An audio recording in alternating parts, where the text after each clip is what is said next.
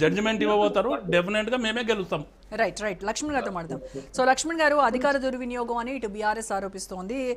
Right టైంలో right decision తీసుకున్నాము, అందులో తప్పేంటి అనేది కాంగ్రెస్ వాళ్ళు చెప్తున్నది. సరే, మళ్ళీ జూబ్లీ హిల్స్కి వద్దాము. ఒకసారి బీహార్ దగ్గరికి వెళ్తే, బీహార్లో ఎన్డీఏకి వస్తున్నటువంటి రెస్పాన్స్ చూస్తే మీ విశ్లేషణ ఏంటి? అంటే రాహుల్ గాంధీ ప్రచారము, ఓట్ చోరీ ఆరోపణలు ఇవన్నీ కూడా పెద్దగా అక్కడ వర్కౌట్ అవ్వలేదు, మహాగఠబంధన్ని ప్రజలు నమ్మలేదు, జంగిల్ రాజ్ రాకూడదు అని ఖచ్చితంగా వాళ్ళు నిర్ణయించుకున్నారు, అందుకే ఎన్డీఏకు ఈ రకమైనటువంటి పట్టం కడుతున్నారు అనేది వాస్తవం అనుకోవాలా? రాహుల్ గాంధీ గారు ఏదైతే ఓట్ చోరీ అన్నారు వాటి జనంలోకి ఎక్కలేదా? ఓట్ షోలు వెంకటస్వామి గారు దయచేసి మీరు మ్యూట్ లో పెట్టరా? వెంకటస్వామి గారు, ఆడియో డిస్టర్బెన్స్ వస్తుంది, మీరు దయచేసి మ్యూట్ లో పెట్టండి. ఆయన మ్యూట్ లో ఉన్నారు. వెంకటరెడ్డి గారు మ్యూట్ లో కావాలి.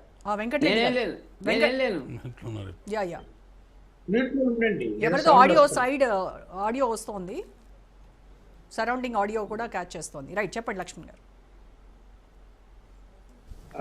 అది ఇప్పుడు ఓటు చోరీ అనేది అసలు ఆ పదములోనే అర్థం పట్టడం లేదు.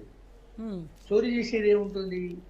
ఇక్కడ బీజేపీ చోరీ చేసింది అంటే ఆమె దొంగ ఓట్లను యాడ్ చేసిందని, లేకపోతే తీసేసింది అని, అంటే ఉన్న ఓట్లను తీసేసింది అని.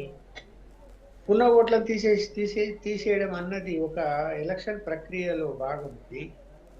ఆ ఇంట్లో ఉన్నారా లేదా అనేది వెళ్ళినప్పుడు లేనప్పుడు తీసేస్తారు. అది సహజంగా జరిగే ప్రక్రియని.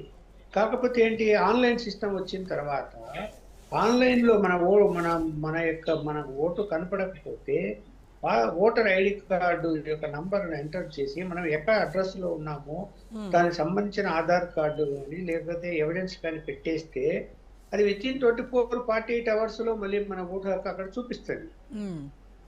ఇక్కడ మేము ఇల్లు మారాము. ఉదాహరణ, నేను ఇల్లు మారాను, ఒక ప్లేస్ నుంచి ఇంకో ప్లేస్కి మారిన తర్వాత నేను ఆన్లైన్లోకి వెళ్ళిపోయి నేను నా చేంజ్ అడ్రస్ ఎంటర్ చేశాను. ఎంటర్ చేసిన తర్వాత అది ఒక 10 రోజుల కల్లా మారిపోయి కొత్త అడ్రస్లోకి వచ్చేసింది. ఇవన్నీ రాజకీయ పార్టీలు తెలీదా?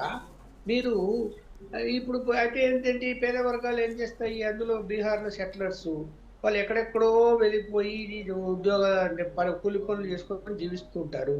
వాళ్ళకి ఇవన్నీ తెలియదు, ఆన్లైన్లో వ్యవహారాలు ఇవన్నీ. అక్కడేదో మన ఊళ్ళో ఓటు హక్కు ఉందిలే అనుకుంటారు.